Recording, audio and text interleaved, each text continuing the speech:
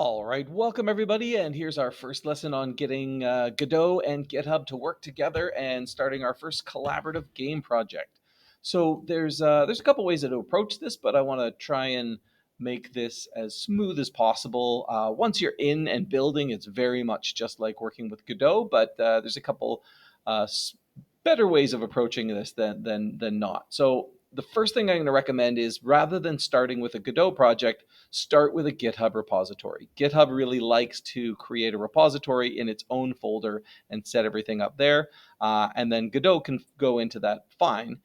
Going the other way around just leads to some extra folders, which causes a bit of a hassle. So I'm just going to start with a new repository. Now you could do this online in GitHub, or here I've got my GitHub desktop, so I'm going to create it locally and then send it to the cloud rather than start it on GitHub and download it here. So I'm going to make a new repository. You should have a folder or something like that. I've got in my H drive some documents, and I have a big folder that I keep all my Godot projects in. And so I am going to just make a new folder, and I'm going to call this, actually, no, I'm going to let Godot do that or GitHub do that for me. So I'm just going to select folder here and then get rid of that one there. So the name of my repository is going to be, I'll just call it First Collab Game or something like that. It's going to go into that Godot projects folder. And there's another thing that you can do here and add, which will help out with some of the files. So there's a drop down here called Git Ignore, and this allows you to ignore files in your project that don't need to be synchronized. And each language or many different development engines or IDEs come with a whole bunch of kind of paperwork files essentially, and you don't really need to be sharing those back and forth. It's really just important locally, and we already have a presetting here in GitHub for Godot. So I'm going to choose Godot as my git ignore. And once you've done that, that's all we need to do is just create our repository. And of course, if you're working with somebody else at the same time, now's the time to, first of all, publish this. So notice GitHub Desktop allows us to send this to GitHub. And I am logged on with my TeacherMan Jeff account here. So I'm going to publish the repository. And I don't need it to be private, so because I'm going to invite some other people here. So I'm going to publish this. And then if I want, I can go on to, because I don't think we can invite collaborators here. Unfortunately, that would be a great little feature for GitHub Desktop. But regardless, I can get myself into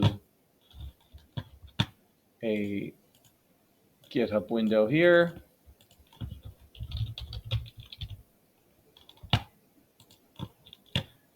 And I think I'm logged in. Yeah, perfect, TeacherMan Jeff. So there's my first collab game repository there that is ready to go. You'll notice there is nothing really in here, but I'm going to invite the other person so that we can start working together as quickly as possible. Although perhaps sitting down and planning before you get into the code is really the first step, but let's get everybody up and rolling. So just as a reminder, here I am. I have two GitHub accounts just so I can do this. So I go up to the settings on my first collab game repository. I go into collaborators, and then I click add people, and I'm going to take my Chef Around the World. There I am there, and I am going to add my second account to this, and then the other person just needs to and respond. And there's my email popping up for that. Now, so we can get all ready to go, let's also, now that I've got the repository set, I can also go into my Godot. Just bring my Godot over here. And what I'm going to do is make a brand new project here in Godot. And this will be my first collab game as well, I'll call that. And I am going to go find the folder that I just made. It's in my Godot projects. You can see that I need a little folder organization here. Godot projects there, and then it was called my first collab game. Perfect. And you can see already it's got some git ignore folder, git attributes, and that git ignore file there. So select that, and we are good to go. Now, one last thing I want to do here is for these particular projects, you notice we've got several different renderers or graphics rendering options that we can pick here. We are currently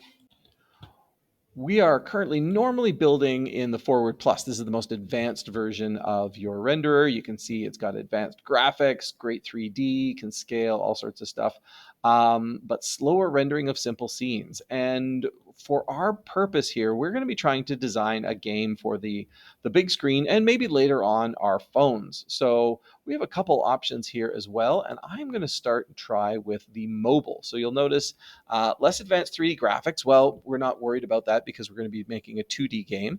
It supports both desktop and mobile, and we've got fast rendering of simple scenes. And less scalable for complex scenes. So I'm hoping for our first game, it's going to be a pretty basic one there. So if we choose mobile, it's going to just work a little bit better on AR mobile phones, but also on any kind of slower devices that we may be working with. So I'm going to choose mobile as my renderer. You can change this later on, but as it says here, you might have to adjust some of your scenes.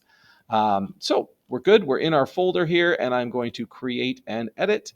And you will now basically be in your world of Godot and start designing. And just like you've done previously, all of your files are going to be coming in here, and we'll do a little demo in our next video here on how we want to make that work.